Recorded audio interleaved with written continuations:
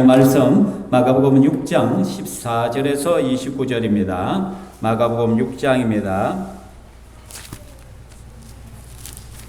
마가복음 6장 14절에서 29절까지 말씀입니다. 제가 봉독해 드리겠습니다. 이에 예수의 이름이 드러난지라 헤롯 왕이 듣고 이르되 이는 세례 요한이 죽은 자 가운데서 살아났도다. 그러므로 이런 능력이 그 속에서 일어나느니라 하고, 어떤 이는 그가 엘리야라 하고 또 어떤 이는 그가 선지자니 옛 선지자 중에 하나와 같다 하되, 헤롯은 듣고 이르되 내가 못 뵌 요한 그가 살아났다 하더라. 전에 헤롯이 자기가 동생 빌립의 아내 헤로디아에게 장가든 고로 이 여자를 위하여 사람을 보내어 요한을 잡아 옥에 가두었으니, 이는 요한이 헤롯에게 말하되 동생의 아내를 취한 것이 옳지 않다 하였음이라. 헤로디아가 요한을 원수로 여겨 죽이고자 하였으되 하지 못한 것은 헤롯이 요한을 의롭고 거룩한 사람으로 알고 두려워하여 보호하며 또 그의 말을 들을 때에 크게 번민을 하면서도 달갑게 들음이르라. 마침 기회가 좋은 날이 왔으니 곧 헤롯이 자기 생일에 대신들과 천부장들과 갈릴리의 귀인들로 더불어 잔치할세, 헤로디아의 딸이 친히 들어와 춤을 추어 헤롯과 그와 함께 앉은 자들을 기쁘게 한지라. 왕이 그 소녀에게 이르되 무엇이든지 내가 원하는 것을 내게 구하라. 내가 주리라 하고 또 맹세하기를 무엇이든지 내가 내게 구하면 내 나라의 절반까지라도 주리라 하거늘, 그가 나가서 그의 어머니에게 말하되 내가 무엇을 구하리까? 그 어머니가 이르되 세례 요한의 머리를 구하라 하니, 그가 곧 왕에게 급히 들어가 구하여 이르되 세례 요한의 머리를 소반에 얹어 곧 내게 주기를 원하옵나이다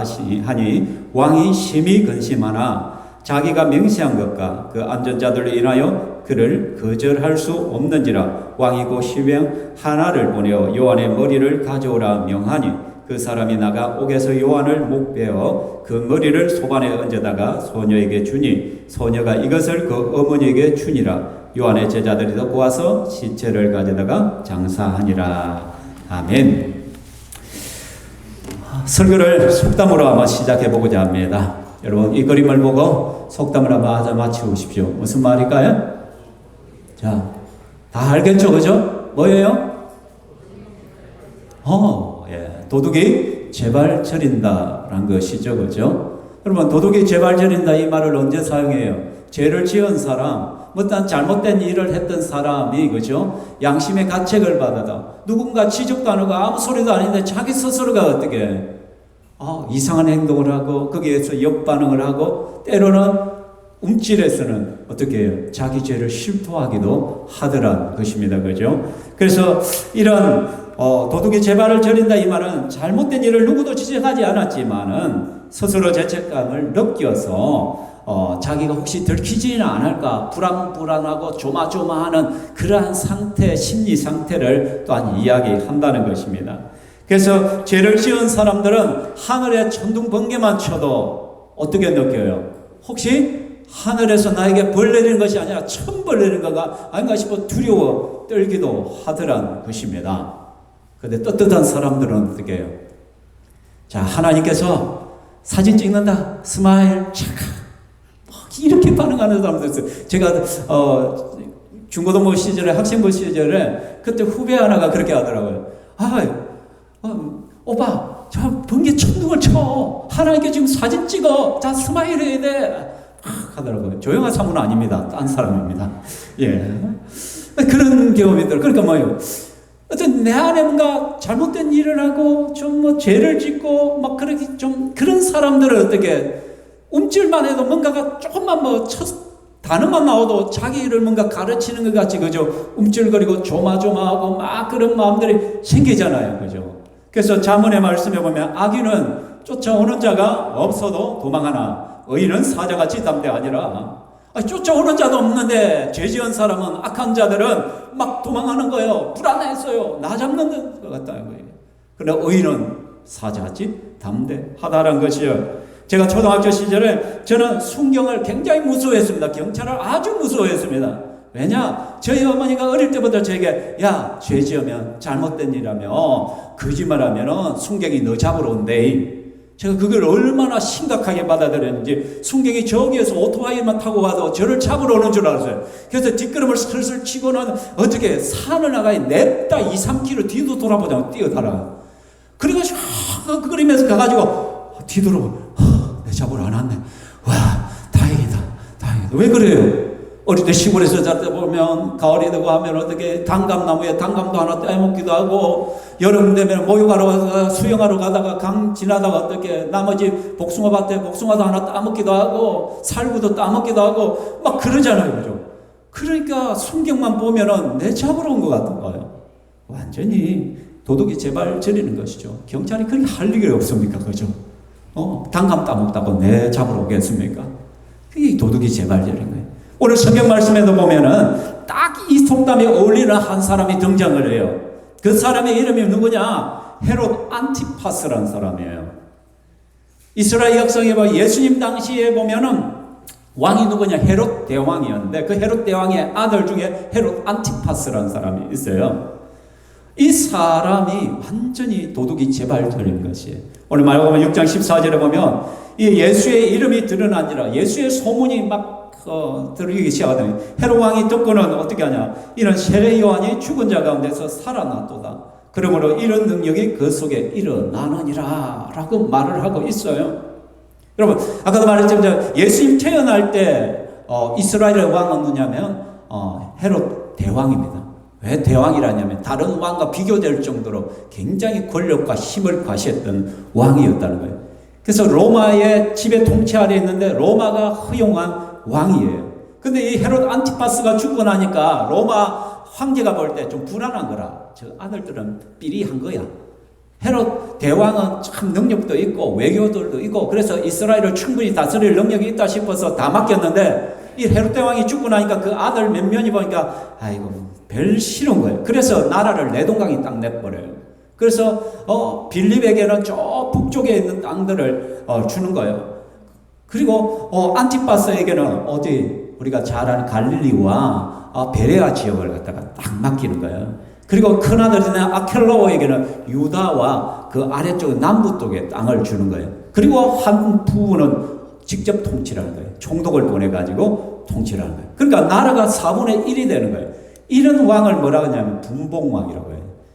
헬라어는 테트라르크라는데 일종의 4분의 1왕이라는 뜻이에요.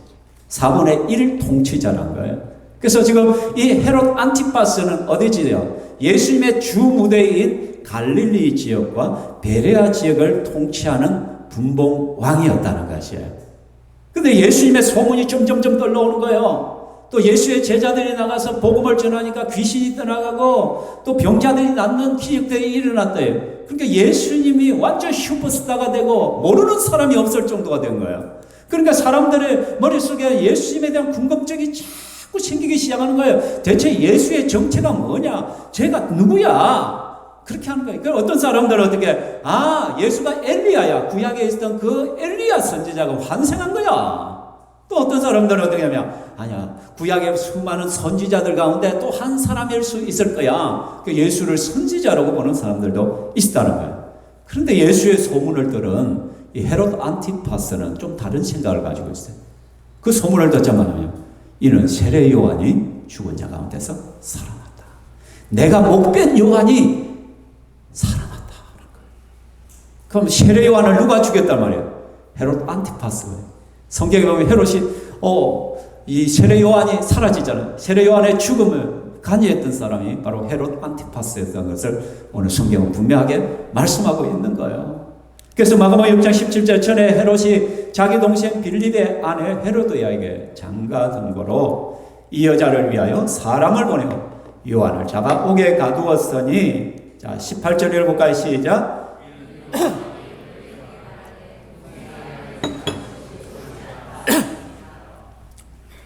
그러니까 이 헤롯 안티파스가 AD 28년 정도에 로마를 여행을 가요. 로마 황제를 배알하기 위해서 가거든요. 그런데 거기에 누가 있냐면 그의 이복 동생 빌립이 있었어요. 이 빌립은 뭐 왕권을 가지지 않아가지고 그냥 평범하게 살고 있었어요.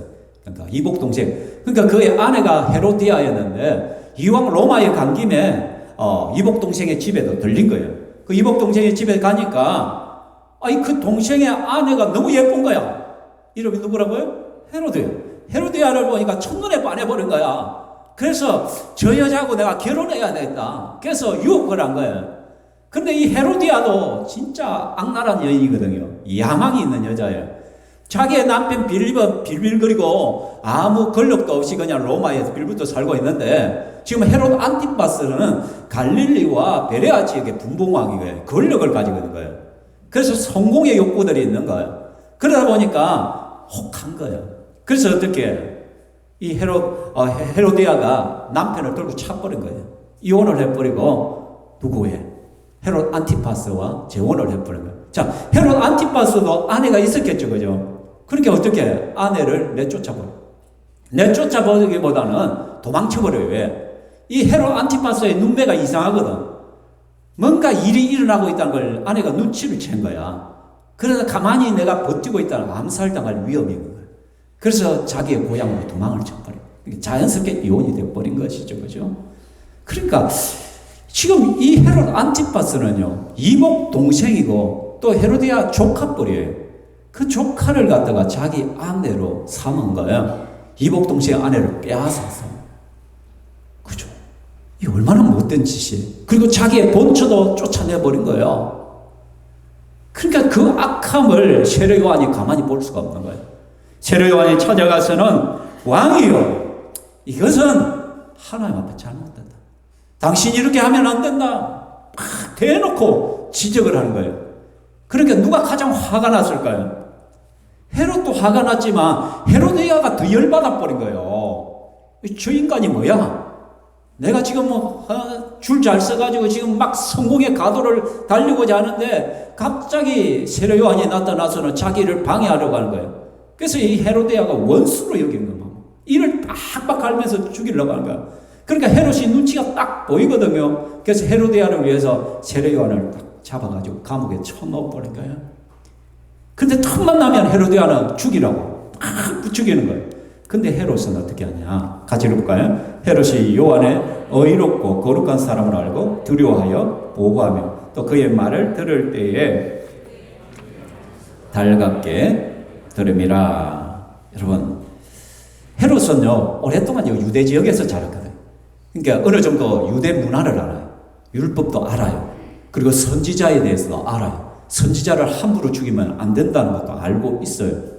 그래서 세례 요한도 예수님 오기 전만 해도 완전히 슈퍼스타예요. 모든 이스라엘 민족이 추앙하던 선지자였거든요. 그러니까 이 세례 요한을 죽인다는 것은 정치적으로 엄청나게 압박이 들어올 수 있는 거예요. 그래서 그 스스로도 세례 요한을 의롭고 거룩한 사람으로 여겼기 때문에 헤로디아로부터 보호하는 거예요. 두려워하면서 보호하기 시작하는 거예요. 그리고 한 번씩 세례 요한에게 가서 말씀도 듣는 거예요. 그때마다 크게 갈등이 생기는 거예요.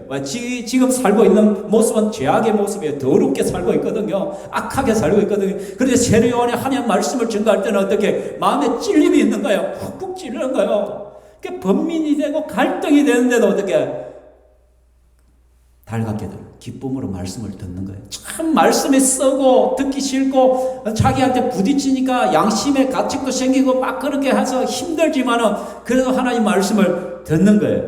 근데 중요한 것은 회개를 했다 안 했다?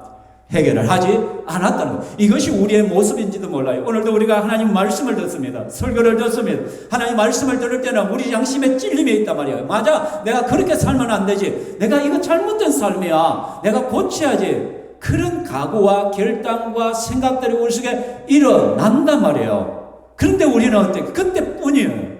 돌아서면은 또 그대로 그 삶을 살아간다는 거예요. 내가 원래 하던 고집대로 그 죄악 가운데 그대로 살아가니까 변화가 일어나지 않는 거예요. 헤롯이 바로 그런 거예요. 두려움도 있고 말씀을 들을 때 찔림이 있었지만은 그렇지만은 자기의 삶을 인생을 바꾸기 싫다는 거예요. 왜? 지금 나에게 주는 그 죄악의 삶이 더 좋단 말이에요. 더 나를 즐겁게 하고 쾌락을 주고 기쁨을 주고 성공을 갖다 주고 그렇기 때문에 회개하지 않는 모습이에요. 그렇게 시간이 흘러가는데 마침 이 헤롯의 생일날이 되었어요.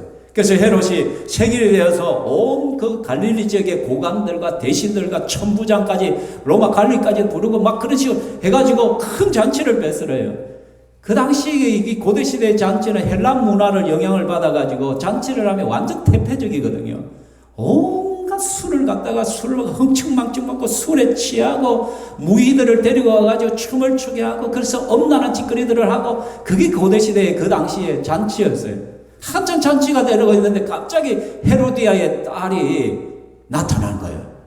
이 딸이 흔히들 이 딸의 이름을 살로메라고 하는데, 그래서 살로메라는 말 들어봤죠? 보통 영화 같은 데 보면은 뭐 중세 영화만 보면 살로메라는 이름이 자주 등장해요. 굉장히 음란하고 더러운 여자로 나타나죠.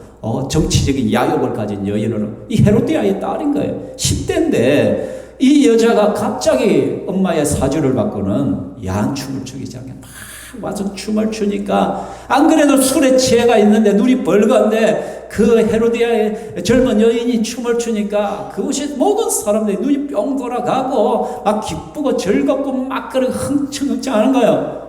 그 순간에 이 헤롯 안티파스가 너무 기분이 좋은 거예요. 그래서 말하는 거예요. 야, 살로메, 네가 무엇인데 나한테 구하면 내 나라의 절반까지 줄 테니까 구해봐, 청해봐. 네 요구가 뭐야? 근데 이 여자가 어떻게 살로메가 자기 어머니에게 쪼로록 따라가서 헤로디아, 엄마, 내 뭐 요구할까? 세례 요한의 머리를 달라고 해요.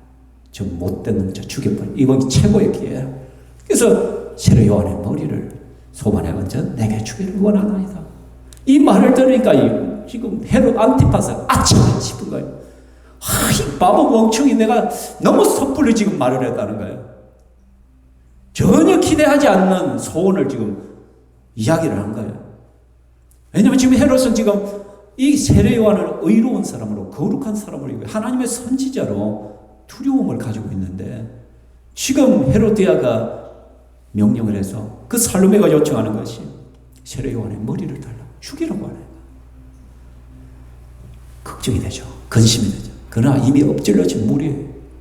그러니까 자기의 맹세한 것과 그 안전자들로 인하여 그를 거절할 수가 없더라. 체면 때문에, 위신 때문에. 그래서 내가 왕인데 내 입으로 지금 말을 내뱉어 놨는데 내 실수 다시 주워 담을 수가 없다는 거야. 자기 채통과 위신과 그런 것들을 생각하니까 안 되겠다는 거야. 안 되는 거다. 그래서 피할 길이 없어서 신하에게 명령을 해서 세례 요한의 머리를 가져오라. 그래서 결국은 세례 요한이 죽게 되었다는 것이에요. 사랑하는 성도 여러분, 아무리 위신 때문이라 하지만 아닌 것은 아니잖아요. 그래서 성도는, 그리스도인은요, 신앙 양심대로 살아야 하는 거예요. 내 양심이 아니라고 하면 멈춰 서야 되는 거예요. 지금 헤롯은 그걸 하지 못하는 거예요. 그래서 우리는 오늘 본문에 어떤 헤롯 안티파스와 같은 삶을 살아서는 안 되는 거예요. 헤롯 안티파스가 어떤 사람이냐면 자기의 욕망과 정욕에 충실한 사람이라는 거예요. 육신의 정욕, 안목의 정욕, 이생의 자랑. 그러니까 자기의 마음이 움직이는 대로 살아갔단 말이에요. 이게 윤리적이든 비윤리적인 상관이 없어요. 내 양심에 그거 잘못된 것이라 아무리 소리쳐도 소용이 없어요. 그냥 눈에 보이는 대로 저 좋아 보이면 내가 하는 거예요. 가지고 싶으면 다 가지는 거예요. 하고 싶으면 다 하는 거예요. 철저하게 자기의 정욕, 자기의 욕심을 따라 아주 동물적인 본성대로 살아가는 인물이 헤롯 안티파스였다는 것이에요. 그러니까 자기의 조카 딸이고, 그리고 이복 동생의 아내마저도 과감하게 빼앗아서 내 아내가 그랬습니다. 요한일서 2장 15절을 읽겠습니다. 시작. 이 세상이나 세상에 있는 것들을 사랑하지 말라. 누구든지 세상을 사랑하면 아버지의 사랑이 그 안에 있지 아니하니. 이 세상이나 이 세상에 있는 것들을 너무 사랑하지 말라고 말합니다. 이는 세상에 있는 모든 것이 육신의 정욕과 안목의 정욕과 이생의 자랑, 다 아버지께로 온 것이 아니요 세상으로부터 온 것이다. 세상은 끊임없이 정욕을, 욕망을 따라 살아라고 외친단 말이에요. 육신적인 정욕을, 쾌락과 즐거움과 음란과 더러움과 그런 것들을 추구하라는 것이, 안목에 눈에 보이는 대로 살라는 거예요. 가지고 싶으면 갖고, 하고 싶으면 하고, 마음대로 즐기란 거예요. 이생의 자랑이면 어쨌든 성공해지고, 유명해지고, 높은 자리에 가서 명예를 떨치고, 내가 성공할 수 있는 길이면 어떤 짓을 해도 된다라고 세상은 이야기를 한다는 것이죠. 헤롯 안티파스가 그렇게 살았다.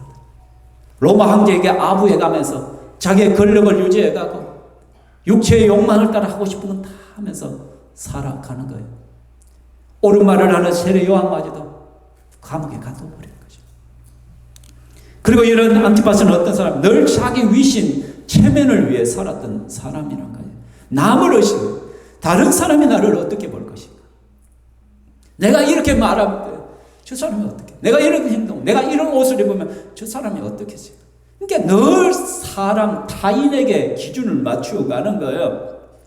그래서 내 위신 떨어지지 않기 위해서, 내 체면 떨어지지 않기 위해서 노력하는 사람이에요. 하나님은 의식하지 않는 거예요.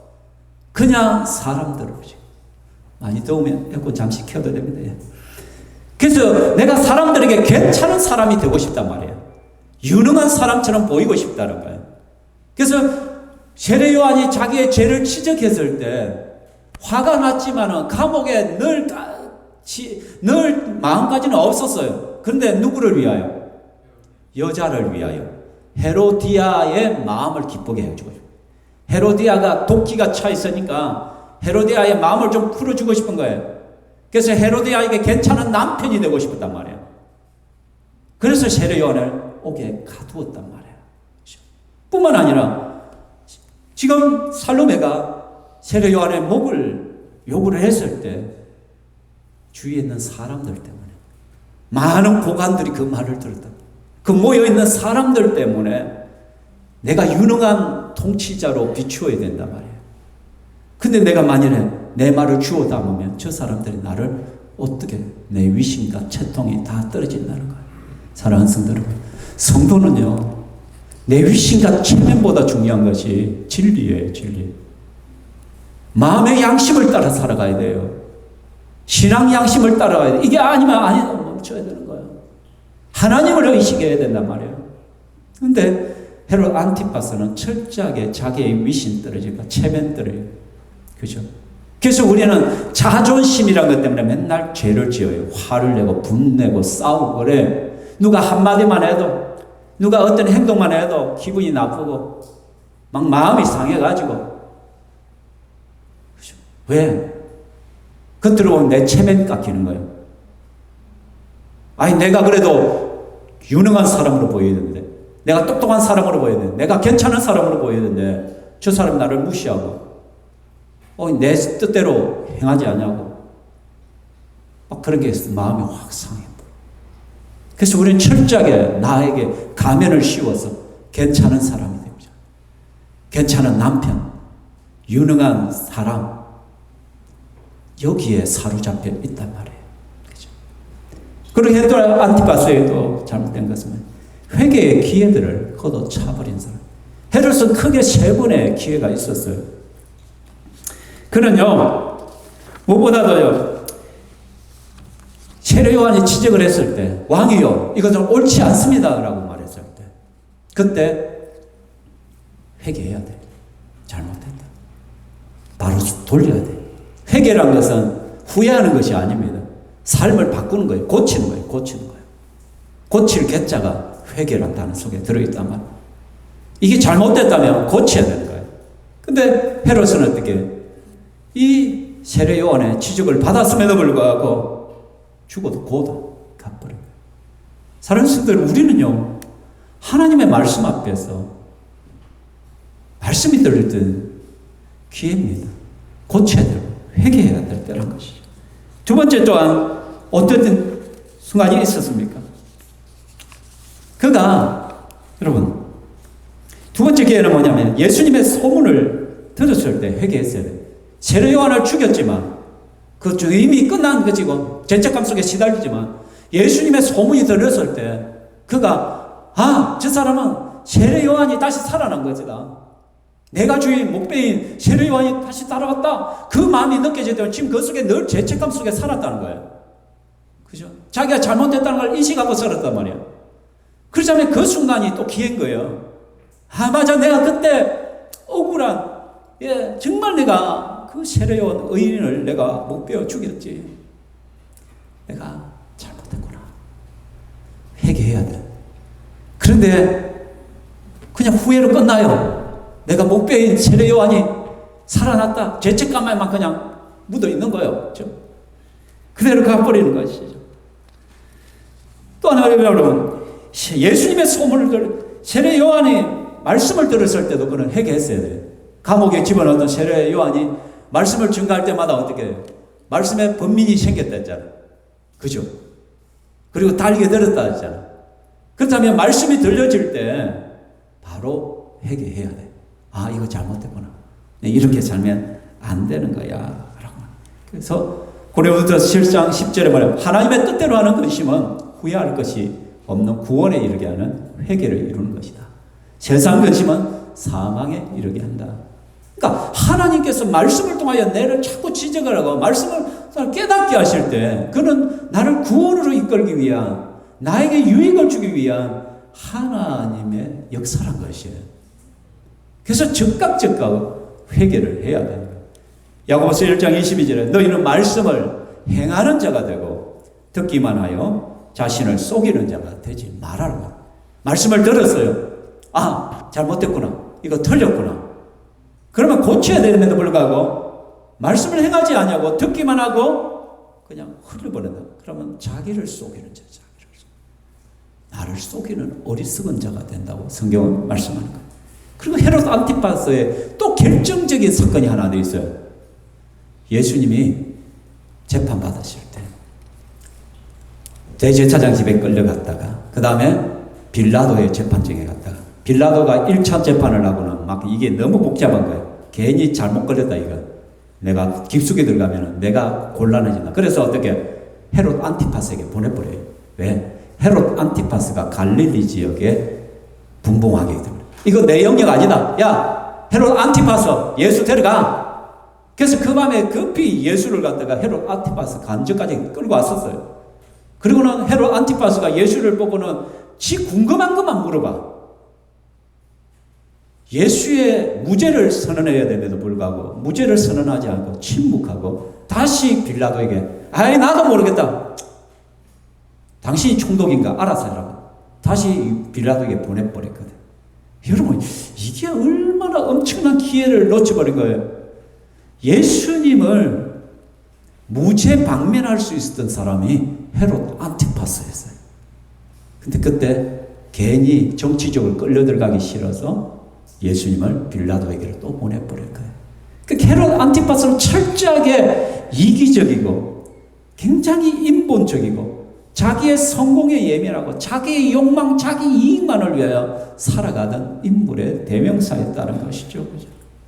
그러면 세례 요한은 어떤 사람이냐? 세례 요한은 오직 진리만을 드러내고 예수님만을 드러냈던 거예요. 그래서 세례 요한은 나는 샤여하고 그는 흥하여요. 예수님만 드러내고 예수님만 높이가 되는 것이에요. 자기 인기가 올라갈 때 막 그 인기를 누리면서 사람들의 추앙을 받으면서 얼마든지 살 수 있음에도 불구하고 나는 소리다. 예수님은 말씀이고 나는 광야에서 외치는 자의 소리다. 그 소리의 목적은 예수님을 드러내는 것이다. 예수님을 높이는 것이다. 그래서 뒤로 빠지고 예수님만을 드러내는 역할을 해. 우리는 언제든지 내가 성공하고 싶고 나를 드러내고 싶고 내가 유명해지고 싶고 내가 잘 살고 싶은 그 욕망이 가득가득한데 세례 요한은 오직 예수님이 진리가 중요하다. 그리고 세례 요한은 어떤 사람이에요? 어떤 상황에서 신앙 양심대로 사는 사람이에요. 헤롯 안티파스에게 감히 찾아가서 이 결혼 잘못됐다. 여러분 옳은 말을 할 수 있는 사람이 몇 명 되겠어요? 그 헤롯 안티파스에게 그 말을 하는 순간 분명히 불이익을 당할 줄 알았을 거예요. 그러나 세례 요한은 자기의 이해 타산을 따지지 않아요. 이거는 신앙 양심에 맞지 않는 것이기 때문에 틀렸다라고 말을 한 거예요. 이건 아닐세. 이건 아니야. 이건 틀린 거야. 내가 손해를 볼지라도 신앙 양심에 어긋나는 짓을 하면 안 된다는 것이에요. 하나님 말씀에 어긋나는 짓을 해서는 안 된다는 거예요. 틀린 것은 틀린 것이란 거예요. 옳은 것은 옳다라는 것이에요.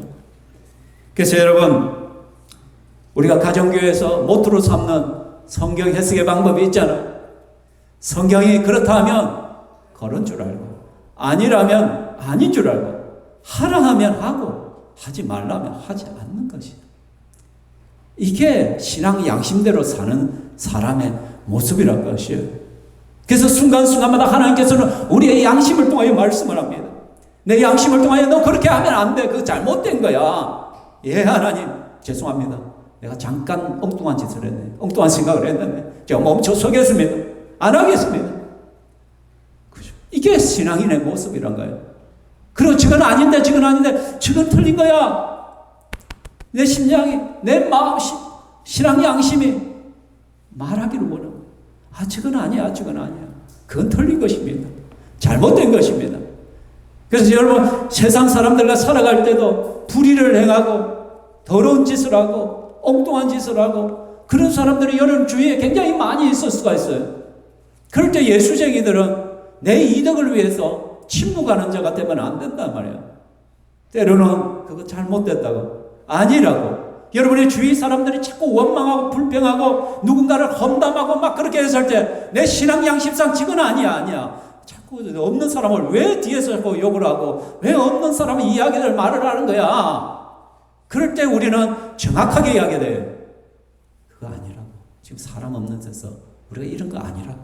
이렇게 말씀하시면 안 된다. 우리 하지 말자. 좋은 이야기 하자. 사람을 세워주고 칭찬하고 격려하고 그리스도인다운 삶을 우리가 이야기하자. 멈춰서야 돼. 또 잘못된 행동을 할 때 그거 아니라고. 잘못하고. 그래서 제가 그랬잖아요. 우리는 거룩한 오지라프가 되어야 된다. 그죠? 오지라프. 그죠? 자주 가다가 횡단보도 지나다가 아내한테 여보 좀 가만히 있어라 소리를 제가 듣습니다. 왜냐면 횡단보도가 꼭 담배 피는 사람들이 있어. 거기서 5m 내에서는 담배를 못 피우게 되어 있는데도 그 다음에 거기에 서 있는 사람 아이들도 있고 할머니 어르신들도 있는데 그 담배 연기가 다 오잖아. 그렇죠? 아무도 지적을 하면 알아요. 저는 말하거든요. 죄송하지만 여기 횡단보도라고 여기 보시라고 5m 내에는 아니라고 하지 마시라고. 그 담배 연기 내가 다 마신다. 아이들이 다 마신다. 그럴 때는 대부분의 사람은 아이고 죄송합니다. 아이고 잘 몰랐네. 그러게. 근데 악한 사람들은 어떻게 막 큰 소리 치고 눈 흘기고 해. 네가 뭔데 그러냐고 막 그렇게 하기도 하죠. 그죠? 근데 여러분 우리 그리스도인들은요 해야 될 때 할 말은 해야 돼요. 아닌 것은 아니고 맞는 것은 맞는 것이고 틀린 것은 틀린 것이고. 그죠?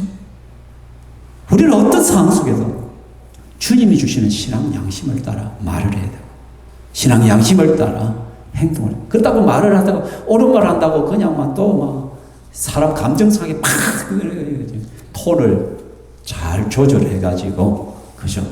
그리스도인이 말을 할 때는 흥분하면 안 돼. 톤이 크면 안 돼. 점잖하게 그 사람의 눈을 딱 보면서 또박또박 이야기를 하는 거예요. 그렇죠? 그렇게 해야 되는 것이죠. 그죠? 말씀을 맺고자 합니다. 사랑하는 성도 여러분, 끊임없이 내 안에 말씀하시는 성령의 음성에 귀를 기울이시기 바랍니다. 그리스도인은 신앙 양심을 따라 살아가야만 됩니다. 주님은 오늘 이 시간에도 우리에게 말씀하시는 주의 음성이 있습니다. 내가 무엇을 고쳐야 될지, 내가 뭐가 잘못되었는지, 뭔가를 내려놔야 될 것이면 내려놓으십시오. 그리고 우리는 지금 VIP 초청지를 위해서 계속해서 우리가 연구를 달려가고 있습니다. 주님께서 우리에게 그 사명을 주셨단 말이에요. 그것을 주님의 음성으로 받으시고 주님께서 마음을 주시면 언제든지 말하십시오. 교회로 초대하시고 예수 믿으라. 우리는 언제 죽을지 모릅니다. 그죠? 목회자들은 장례식장에 자주 가잖아. 생각지도 않은 사람의 죽음들을 계속 봅니다. 그럴 때마다 느끼는 마음은 저 사람이 예수 믿었을까? 저 사람이 예수 믿었을까? 아, 교회 다녔다. 교회는 다녔는데 복음은 제대로 알았을까? 정말 천국과 지옥에 대한 확신, 믿음을 소유했을까, 저 사람? 그런 마음이 자꾸 들어요. 그래서 우리는 기회가 있을 때마다 말씀을 전가하고 그렇게 살아가는 저와 여러분 되기를 주의 이름으로 축원합니다. 아멘. 이 시간 우리 함께 찬양할 때 내 삶에 들어온 주님의 말씀이, 이 말씀이 우리를 살리고 우리를 새롭게 합니다. 이 말씀을 따라 신앙 양심을 따라 우리는 살아낼 수 있기를 원합니다. 찬양하겠습니다.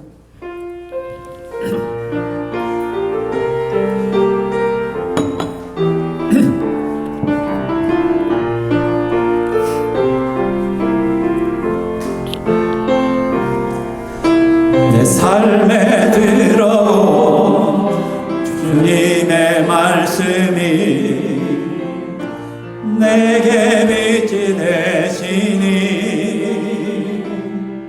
내 삶의 어두운 절망 가운데 소망 보게 하시네.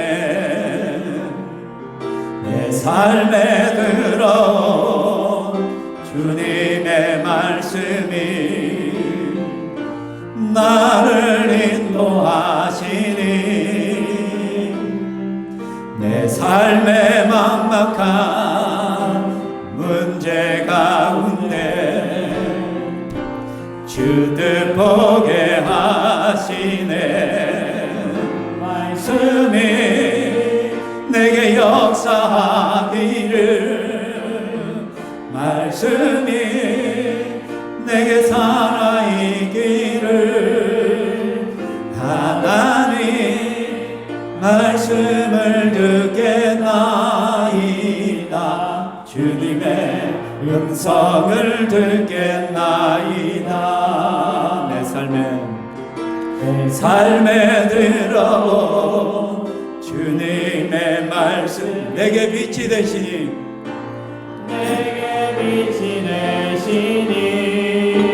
내 삶의 어두운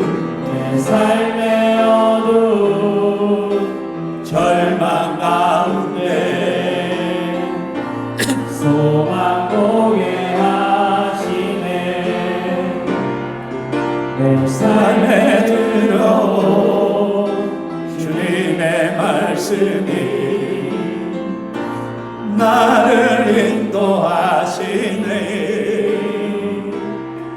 내 삶의 막막한 문제 가운데 주들 보게 하시네. 말씀이 내게 역사하기를, 말씀이 내게 살아있기를, 하나님 말씀을 듣겠나이다. 주님의 말씀을 듣겠나이다. 기도하겠습니다. 여러분, 그리스도인은 신앙 양심을 따라 사는 것입니다. 나의 욕망과 욕구가 본성전의 짐승과 같이 사는 자들이 아니라, 나의 체면과 위신으로 살아가는 것이 아니라, 다른 사람 앞에 내가 어떻게 볼까가 아니라, 그리스도인들은 하나님 앞에 어떤 사람인가, 하나님 눈치를 보며 살아가는 사람입니다. 하나님 앞에서 사는 사람들입니다. 그래서 우리의 삶은 늘 예수님을 드러내고 진리를 드러내야 되고, 내 마음에 양심을 통하여 말씀하시는 그 주님의 음성, 그 신앙 양심을 따라 살아가는 자들입니다. 주님, 내가 그런 삶을 살기를 원합니다. 도와주십시오. 결단이 있게 하시고 의지로 흘러가 주시고 감당할 수 있는 은혜가 있게 해달라고 함께 기도하겠습니다. 살아계신 하나님 아버지, 감사합니다. 이 시간에 우리가 주의 말씀을 듣습니다. 아버지 하나님, 내가 하나님 세상적인 세상을 따라 사는 자가, 세상의 욕망과 야망을 따라 사는 자가 아니라, 눈에 보이는 대로 살아가는 것이 아니라, 마음이 원하는 대로 살아가는 것이 아니라, 철저하게 하나님을 의식하면서 하나님의 눈치를 보는 신앙인으로 살아가기를 원합니다. 내 마음을 통하여, 내 양심을 통하여 말씀하시는 주의 음성을 듣기를 원합니다. 그 성령의 음성에 귀를 기울이기를 원합니다.